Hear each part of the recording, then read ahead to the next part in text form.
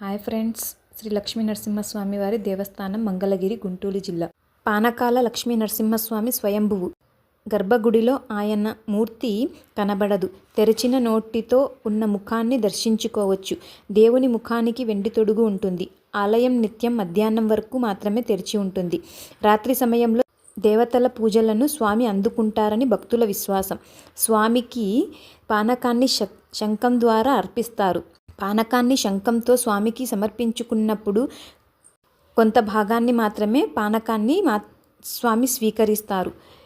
ఈ స్వామివారు తృప్తి చెందినప్పుడు శంఖములోని మిగిలిన పానకము వెనక్కి వస్తాయి. ఆ శంఖంలోకి వచ్చిన పానకము మిగిలిన పానకంతో కలిపి భక్తులకు ప్రసాదముగా ఇచ్చెదరు. స్వామి స్వీకరిస్తున్నప్పుడు గుటకల శబ్దం భక్తులకు వినిపించడం ఒక అద్భుతం. ఈ విధానం ఎంతమంది భక్తులు పానకాన్ని సమర్పించినా జరుగుతుంది. ఇంకా భక్తులు ఎంత పానకం పోసినా సగం మాత్రమే స్వీకరించి మిగిలినది భక్తులకు అందిస్తారు.